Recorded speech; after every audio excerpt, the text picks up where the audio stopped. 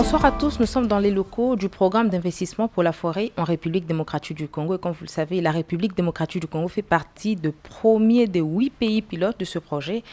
Pour en parler, nous recevons le coordonnateur de ce projet. Il s'appelle Monsieur Clément Vango Lutete. Écran vert, le portrait. Clément Vango Lutete est licencié en biologie de l'Université de Luvanium depuis 1971. 7 ans plus tard, il obtient sa maîtrise en gestion des ressources à l'Université Laval. Ce docteur en aménagement forestier et sylviculture est actuellement coordonnateur du programme d'investissement pour la forêt. Avec ses 9 ans d'expérience à la tête de cette structure, Clément Vango Lutete a un parcours éloquent dans ce domaine. Il est passé par la FAO comme assistant chargé de programme à la représentation entre 1995 et 2010, une expertise partagée aussi en qualité de chargé de la préparation de la RDC à la Conférence des Nations Unies sur l'environnement et le développement en 1992. Ce professeur à l'Institut facultaire agronomique depuis 1982 a alimenté aussi le rayon des bibliothèques avec des œuvres d'esprit, parmi lesquelles l'accroissement et rendement de l'Afromosia et l'Acta aris en forêt naturelle en 1974 à l'IFA. 4 ans plus tard, une publication a eu lieu au Québec sur la problématique du limba, implantation au Mayombe et simulation du rendement. Ces fruits de recherche ont été appuyés par des ouvrages tels que celui relatif à la problématique des combustibles lignés au Zaïre, Spiaf, 1979, Clément Vango. Bienvenue dans Écran vert.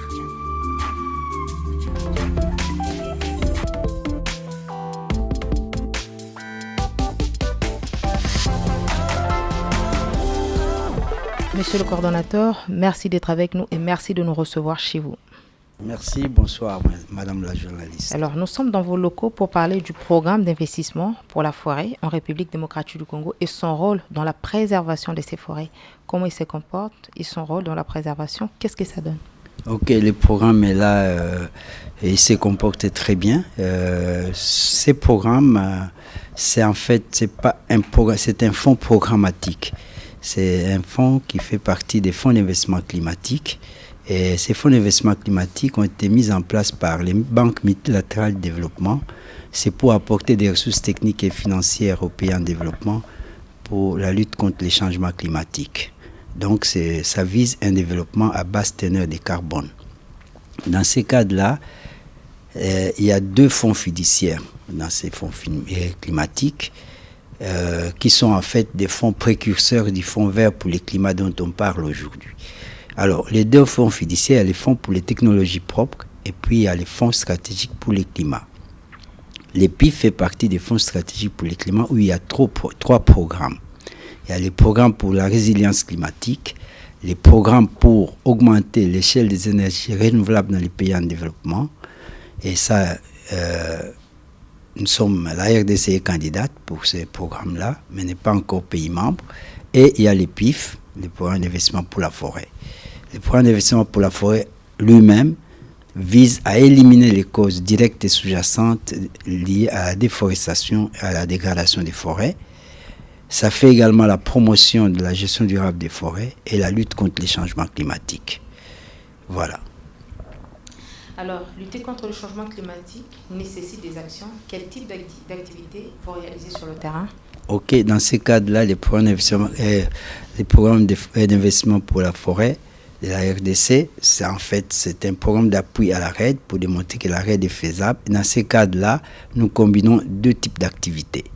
Il y a des activités sectorielles qu'on appelle, donc celles qui ont un impact direct sur les stocks de carbone. Par exemple, faire du reboisement, c'est mettre des arbres qui vont stocker le carbone, donc ça a un impact direct. C'est aussi la même chose quand vous faites de l'agroforesterie, par exemple, associer plantation d'arbres et production vivrière ou alimentaire. Aussi, si vous faites la mise en défense des savanes pour faire la régénération naturelle, donc à ce moment-là, vous stockez du carbone aussi, vous évitez les émissions des gaz à effet de serre, et aussi s'il y a la foresterie communautaire, mais aussi si vous pouvez réduire la consommation de carbone, par exemple avec les bois énergie.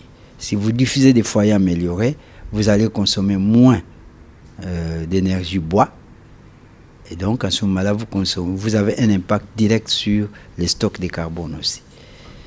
à ces activités sectorielles, on associe les activités qu'on appelle habilitantes, c'est-à-dire celles qui permettent aux activités sectorielles de mieux performer, d'avoir une meilleure performance. Par exemple, si j'organise l'espace des terres que j'utilise, j'ai fait un aménagement adéquat de cet espace, ça veut dire que pour chaque activité, je vais avoir un espace d'utilisation. Et dans ces cas-là, le fait d'ordonner l'utilisation de l'espace, ça permet à chaque activité retenue dans cet espace de mieux performer. C'est ce qu'on appelle l'aménagement du territoire. C'est très important, ça a un impact. Vous avez aussi, par exemple, le climat des affaires. Par exemple, si c'était possible que notre économie puisse permettre aux gens d'accéder facilement à des crédits au niveau des banques, ben ça permettrait peut-être à des gens de prendre des crédits et de faire du reboisement de grande envergure. Ça permet également de stocker le carbone. Donc, ça va permettre aux activités sectorielles de mieux performer. Voilà. Aujourd'hui, vous êtes fier de vos résultats? Bon, moi-même, je ne peux pas dire que je suis fier, mais je pense que nous avons fait des bons résultats. Pour preuve, c'est que l'année dernière, en février, il y a eu une mission d'évaluation de la Banque mondiale. C'est une mission d'évaluation à mi-parcours, comme on l'appelle. Et je crois que les conclusions étaient là. C'était clair qu'on avait des bons résultats et que le programme allait atteindre, notamment pour la partie Banque mondiale, les cibles qui étaient fixées. Et même la banque s'était alors proposée, à cause de cette performance, de pouvoir entrevoir l'utilisation de ses propres ressources pour, si vous voulez, monter l'échelle de ces programmes. Alors, vous intervenez également dans le Congo central avec l'appui de la Banque mondiale dans le cadre du programme de gestion améliorée des paysages forestiers. De quoi s'agit-il exactement? Là-bas, c'est en fait une des composantes de ces programmes de gestion améliorée des paysages forestiers appuyés par la Banque mondiale, parce que ça, peut-être, je devrais le dire, c'est que notre programme, il y a deux projets. Celui appuyé par la Banque mondiale, centré sur le bassin de Kinshasa, et celui appuyé par la BAD, centré sur les deux bassins, bassin de Kisangani et bassin de Kananga-Mbujimai. Alors, pour le Congo central, c'est donc dans le bassin de Kinshasa, bassin d'approvisionnement de Kinshasa, c'est avec la Banque mondiale. Ici, c'est une composante, en fait, qui vise la promotion de l'agroforesterie à petite échelle. Ça s'adresse à des associations paysannes, féminines, paysannes, à des petites ONG, etc.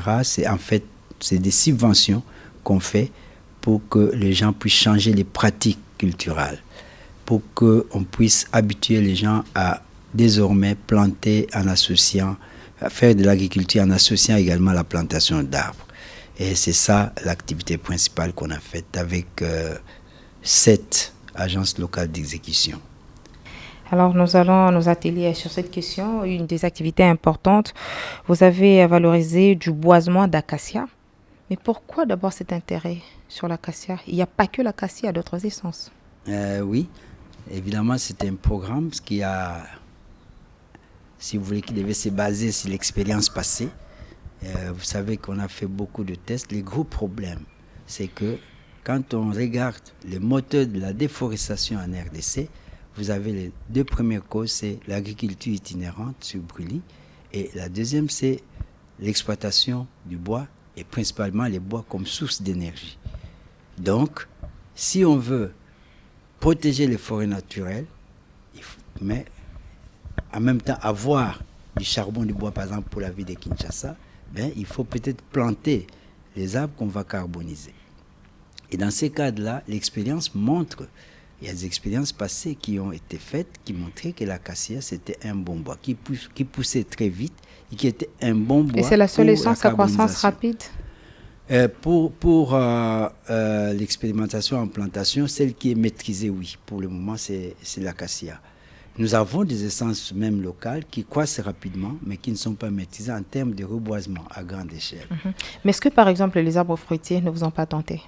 Oui, mais soit que vous faites des arbres fruitiers pour produire des fruits pour l'alimentation, la nutrition, améliorer la nutrition, mais si c'est pour vraiment faire du charbon de bois pour la ville de Kinshasa, parce que je vais vous dire que pour ce qui est de la ville de Kinshasa, il faut chaque année plus de millions de tonnes de charbon de bois. Et donc, c'est ça l'objectif, c'est comment faire pour qu'on puisse protéger les peu de forêts, s'il n'y en a pratiquement plus, hein, mais les forêts qui sont même déjà un peu loin déjà, mais qui sont là, les forêts naturelles, comment les protéger en produisant quand même, en répondant aux besoins de la ville en charbon de bois. Mais on comprend que le PIF intervient quand même, et la solution durable ici, ça sera l'amélioration, par exemple, de la desserte en énergie électrique. Oui, mais ne vous en faites pas. On parle de Inga 3 depuis des années. C'est bien. Nous souhaitons cela, que cela puisse venir, mais dites-vous que dans 10, 20 ans encore, on continuera à utiliser les charbons. Dans l'entretemps, vous nous proposez quelques solutions pour préserver nos forêts. On va prendre un extrait de ces documentaires qui nous parle de la valorisation de l'acacia dans le Congo central. On se retrouve juste après. C'est dans Éco-Découverte, bien entendu. Éco-Découverte.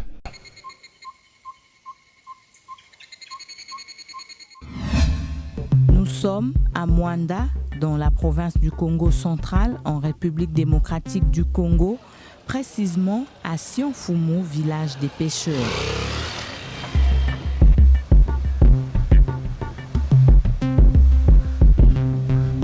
Philippe Nkobe, la cinquantaine révolue, marié et père de famille, parcourt chaque jour 2 kilomètres à pied de sa maison à son champ d'acacia dans la forêt de Sala. Ce concessionnaire s'est retrouvé à tout hasard à planter des acacias sans en connaître les bénéfices. Bon acacia na lona ki yango pona mutu yete. Na lona yango kaka neti kaka nzete moko ona yoki keno eno kusakambula. Ona yebi keno mutu na kolo bakeno eno kusakambula na kendeka na tike tolona ngo nano. Tomeka. Mena lona ki yango tena mutu ya bien ko sala boye na kuzula ngombo. Tout a commencé il y a 10 ans. Les pépinières d'acacia ont été installées. Un travail accompli dans une ambiance familiale entourée de plusieurs collaborateurs. Bandaki nanu pépinière surtout oyo to lokote bimi to kote tche. Mais après to monaki ba to komo tchana ba sachet. Donc to lona ka ba avocat tche. To komo tchana ba sachet to bando classé. Ezaka pe passe. Moni mosusu ko raté, mosusu bimité.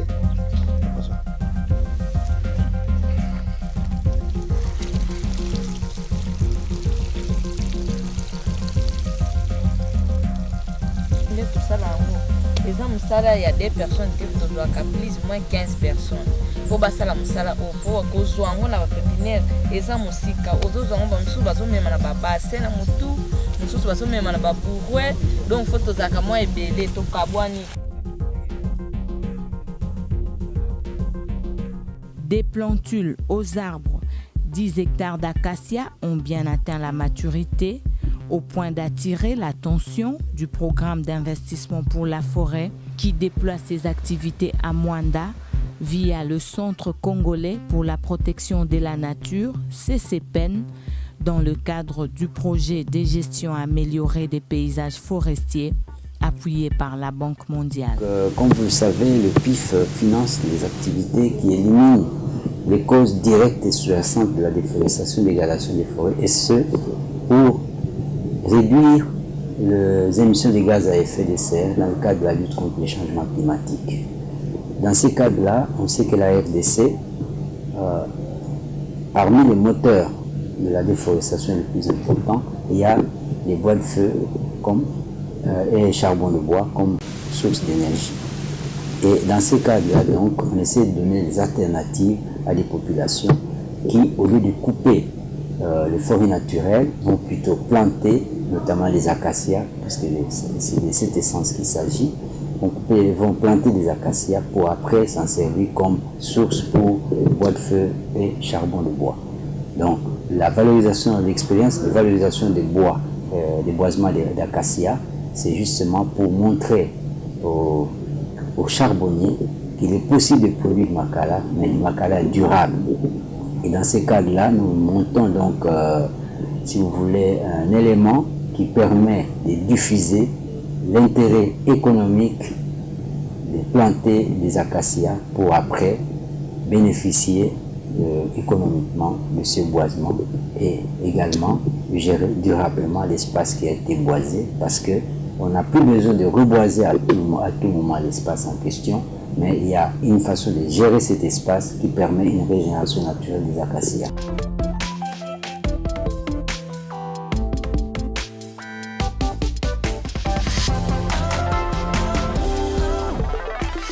Je reviens sur cette question. Votre appui toujours dans le Congo central, et il y a un monsieur qui nous a servi d'illustration, monsieur Philippe Combé, que vous avez appuyé. Comment ça s'est passé et qu'est-ce que vous a poussé d'abord à apporter votre appui à ce monsieur? Bon, en fait, la problématique est la suivante, c'est que l'acacia, comme essence plantée pour fin de carbonisation, il faut un âge minimum de 7 ans. Ok. Le programme que nous avons, c'est un programme de 4 ans auprès des paysans. Ça veut dire que les paysans qui ont accepté de planter l'acacia, ils ne savent pas c'est quoi, qu'est-ce que ça va devenir. Parce qu'il n'y a que 4 ans, alors qu'il faut attendre 7 ans encore. Et ils devront continuer à protéger leur forêt, leur plantation, mais ils ne savent pas à quoi ça va servir exactement. Est-ce que c'est rentable? Et donc, nous avons trouvé auprès de M. Kobe à Mwanda des gens qui ont planté des acacias qui avaient l'âge de 10 ans. Et donc nous avons, si vous là, voulez... c'était sur fonds propres, sans appui. Sans appui. Nous avons proposé à ce M. Kobe de pouvoir utiliser son boisement pour montrer comment on valorise un hectare d'acacia qui a été planté. Comment on valorise ça du point de vue économique. Quelle rentabilité ça peut donner. Voilà. Et donc là, nous avons voulu faire ça et effectivement documenter tout ça, faire même un extrait vidéo qu'on peut présenter partout à travers le pays pour voir comment on gère une plantation d'acacia, comment on le valorise et comment après on gère l'espace où il y a eu des acacias, parce qu'on ne doit pas continuer à replanter. Mais il y a une gestion qu'on fait après la coupe pour que les arbres reviennent d'eux-mêmes. Et s'il faut, peut-être compléter un peu le vide, mais en fait, la grande plantation est faite directement et ça tourne. Et au total, c'était combien de personnes, combien de paysans que vous avez eu à appuyer comme ça? Non, pour le moment, pour la démonstration, c'est seulement M. Kobe qui a été... Est-ce que vous ne craignez pas un débordement dans les tout prochains jours? On verra que M. Kobe a bénéficié de l'attention du PIF et peut-être que demain, vous serez un peu plus débordé. Au contraire, ça ne dit pas de l'attention. Nous remercions bien M. Kobe d'avoir accepté que nous puissions nous appuyer sur son propre investissement pour faire, si vous voulez, pour faire une démonstration qui puisse motiver les gens à faire des plantations d'acacia, par exemple. Il est vrai que vous nous dites que c'est une essence à croissance rapide et parmi les excellentes d'ailleurs pour la production de maca, là, charbon de bois, charbon de chauffe, mais y a-t-il encore un autre rôle à ajouter? Oui, l'acacia a plusieurs rôles, c'est-à-dire qu'on l'utilise également. Son avantage dans l'agroforesterie, c'est que l'acacia améliore la qualité du sol. Parce que c'est une légumineuse, comme toute légumineuse, donc ça fixe l'azote atmosphérique dans le sol et donc le sol devient plus fertile après. Donc c'est bon pour la production agricole. Mais on peut aussi utiliser le bois à autre chose. Il y a plusieurs espèces d'acacia d'ailleurs. Mais vous avez par exemple l'acacia mandium qui quand c'est bien traité, à l'âge de 15 ans peut utiliser comme bois d'œuvre. Mais vous pouvez aussi utiliser même les bois d'acacia olycoliformis que nous plantons, qui est le plus commun maintenant. Ben, on peut l'utiliser ce bois-là pour faire d'autres ustensiles, comme par exemple des mortiers. À Sioni, il y a une expérience que nous avons trouvée localement là-bas, une personne qui transforme le bois en mortier et il fait de l'argent avec ça. Quelle réponse réservez-vous à ceux-là qui sont contre l'utilisation de l'acacia? Non, mais c'est peut-être pas erreur, c'est pas manque d'information. Vous dites que ça appauvrit les sols. Il y a pas mal d'inconvénients. Non, c'est le contraire, ça enrichit les sols. C'est bon pour la production agricole. Et la décomposition de ce feuille traîne quand même. Mais ces feuilles-là, justement, les feuilles, ça fait, si vous voulez, c'est très bien pour la protection du sol, notamment l'ensoleillement. C'est très bien, non. Il n'y a aucun problème avec ce feuillage-là. C'est aussi un arbre invincible, surtout au contact avec le feu. Est-ce que vous êtes d'accord avec ceux-là qui pensent ainsi? Oui, mais c'est normal parce que justement, l'acacia a de très bonnes qualités pour faire du bon charbon de bois. Un charbon qui est d'ailleurs bien apprécié par la population quinoise notamment. Hein, vous voyez, sur le marché, on distingue même, ça a un nom spécial, les charbons faits à partir de l'acacia, le makala d'acacia. Et donc, c'est normal, si vous brûlez, effectivement, comme c'est une essence pour carbonisation, ça brûle, mais il faut protéger la plantation, n'importe quelle plantation. Et comme il y a des savanes partout, il n'y a pas que l'acacia qui brûle, même les cultures de manioc, ça se brûle aussi. Donc les paysans protègent les cultures et c'est la même chose, il faut protéger aussi les plantations d'acacia. La production de makala, certainement que ça vous tente, mais cette production peut aussi être encadrée et accompagnée.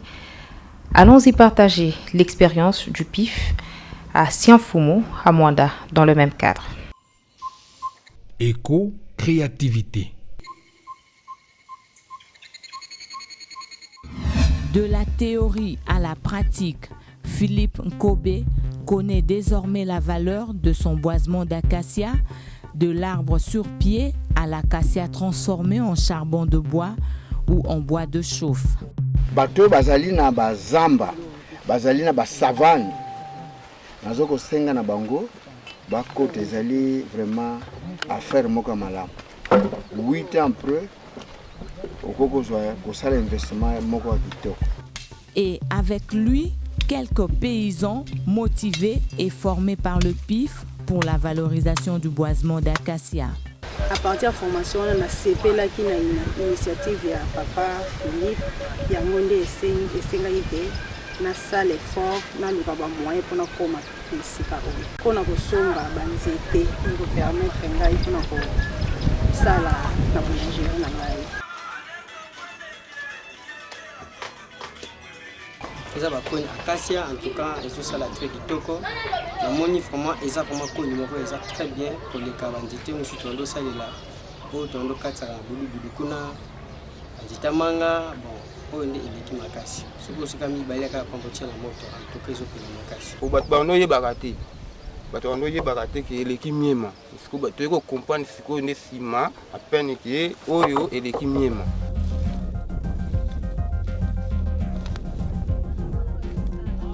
La carbonisation, l'un des moteurs de déforestation avec la production du charbon de bois, un produit de forte consommation suite à la demande des ménages. L'acacia est bien pour enzeter nango so de côté moto pour protéger on va bien et obimana on pega bien. Na sala sana ba misa musu na banzete musu. Apa apa acacia ndé yango ndeleki. Oyo nengeza boye ko pesa 60 mais aujourd'hui déjà auto bois qui wana oyo et à 20. Thérèse Wola, coordonnatrice de l'association des mamans mareyeuses, fait partie des paysans qui ont été formés par le PIF pour la valorisation des acacias.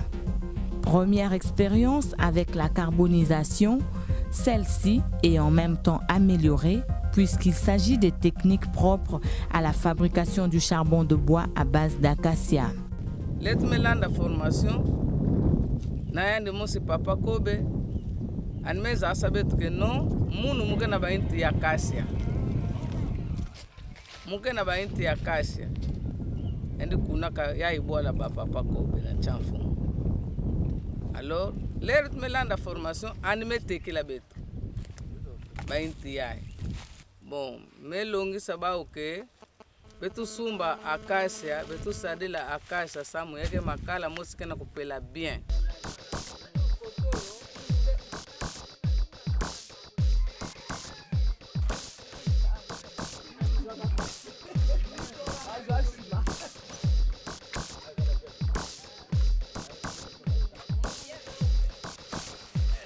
Makala oyo penza, makala moko ya bien. Tant que nous somba ka oya kala okomona une semaine pamba une semaine 3 jours ça que sili mais oyo ekoma kosala nga 2 semaines na ndako bongo ekosila toko otiena mbabola minute mbabola chauffer ozolamba pepele donc ata ozo presser na kolamba okoyoka pate ntango otie ka makala échauffé otie nzungu mpe ezotoka rapide. Le coordonnateur du CCPEN vit au quotidien avec les communautés. Il est fier de la valorisation du boisement d'acacia, une démonstration de la chaîne des valeurs, une preuve palpable de la finalité des activités réalisées par le CCPEN dans le cadre du PGAPF. Lorsque nous sommes en train de sensibiliser les communautés, au départ, cette communauté ne comprenait pas pourquoi on doit reboiser.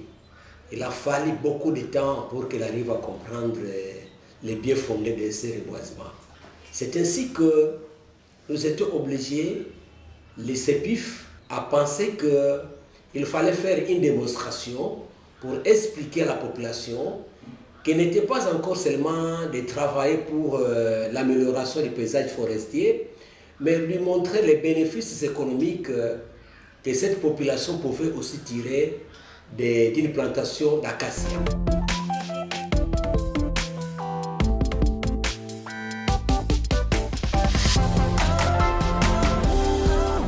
Monsieur le coordonnateur, dites-nous, jusque-là, vous évoluez tel que prévu. Il n'y a pas de souci?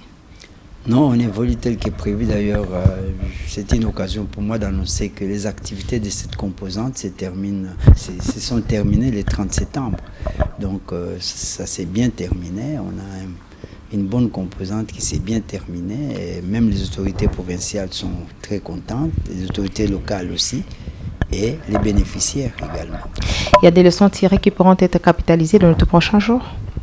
Oui, je pense. D'abord, jusque maintenant, en terminant, on voit qu'il y a beaucoup d'engouement. Il y a des gens qui, au départ, voulaient refuser le programme et qui demandent maintenant de participer au programme. Malheureusement, les ressources sont terminées, sont épuisées. Donc, c'est un programme qui a bien réussi. Et dans les milieux, le programme est en forte demande. Sans difficulté, donc aujourd'hui, on peut dire que le coordonnateur et son équipe se frottent les mains par rapport au travail abattu ensemble avec les communautés, bien entendu. On a pu démontrer que c'est vraiment faisable, que c'est un bon programme, qu'on peut s'en approprier même au niveau des paysans, mais aussi du côté des agences locales d'exécution, qui sont des ONG congolaises quand même. Et nous avons fait un bon renforcement des capacités à tous les niveaux, aussi bien du point de vue technique que du point de vue de gestion des ressources de la Banque mondiale.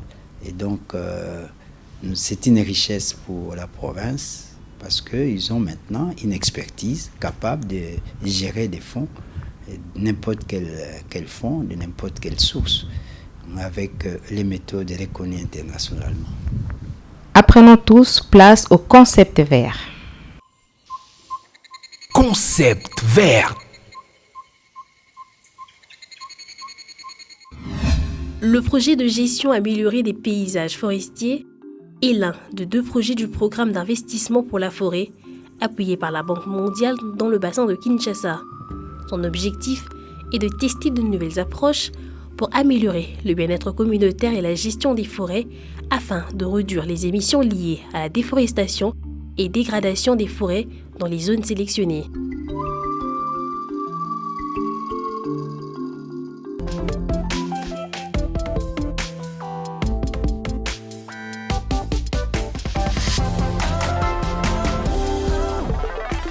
Monsieur le coordonnateur, ça a été un plaisir pour nous de vous avoir sur ce plateau. C'est vous qui nous avez reçus et certainement que vous avez un aspect des choses que vous voulez, sur lesquelles vous voulez insister par rapport à notre entretien de ce jour. Moi, je pense que c'est une bonne occasion. Merci beaucoup. Je crois qu'il faut vraiment qu'on fasse beaucoup de sensibilisation des communautés par rapport à la préservation des ressources naturelles. C'est très important. Les changements climatiques, c'est tout le monde qui est concerné. Et d'ailleurs, les effets, on les sent. Donc, c'est très, très important. Je pense que c'est une occasion de le dire. Et en tant que faiseur d'opinion que vous êtes, je crois que je vous conseille également de faire beaucoup de ces émissions-là aussi. On va séparer par cette rubrique « Mon idée pour la planète ». C'est votre idée, c'est votre pensée que vous pouvez donner pour la survie de la planète Terre. Mon idée pour la planète.